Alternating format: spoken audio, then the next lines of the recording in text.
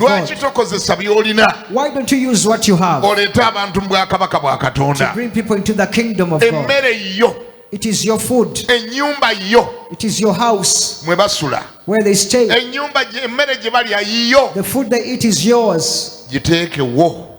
Put it there. Awo ng'onootera okugijjula ng'etandise n'okuwunya akawoowo. When you're about to serve, when you're still having a nice scent. Enva nga zivaamu awo akawoowo awo. When a nice scent is coming from the soup. Obagende abaayi muveeyo mu bisenge tunaatera okujjula. So guys, come, we're about to serve. Bannange tugenda kulya muveeyo. We are going to have dinner. Awo nga basembedde nga n'amalusu gatandise okubeesomba. As they come close and they are salivating, Gamba agijjula mugende lindako katono. tell the person preparing, say, hold on a little. Katusooke tusabe.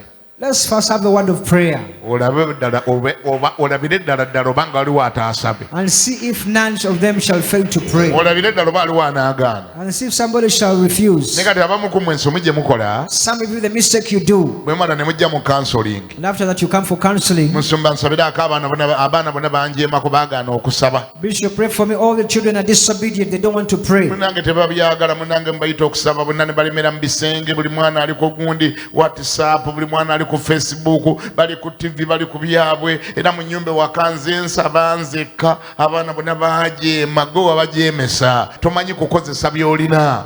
All my children don't want to come for prayer. They're always on WhatsApp, on TV. When I call them to pray, they don't want to pray. It is you who made the mistake. You caused them to disobey. You don't know what to do. Tomanyi kukozesa by'olina. You don't know how to use what you have. Omala bawa mmere ne bakutta ne bakuba ebyebajjagalo ne bagenda ate mujje tusabe, ng'ani asaba? You first give them food and they belch and then they say, come, let's pray. Who comes? Bamaze okulya kati oyagala basabe ki? They have finished eating. What do they want to pray? Emmere gijjire wali ng'etandise okuwunya akawoowo awo, oba diishi nga muzijjudde ziri awo ku dayiningi awo, obanga ekyali wali ku sigiri evaamu akawoowo, obagende abooluganda tunaatera okulya musembere. Just time when you're about to serve, when the scent is coming out of the food, about to prepare and to serve it, and you say, brethren, time for prayer. Bwe basembere bagende abooluganda, You say, when they come, you say, brethren, katusooke tendereze Katonda n'agituwadde, let's first praise God was given. tusooke tumusinze, Let's first worship Him. n'oluvannyuma tugenda kulya.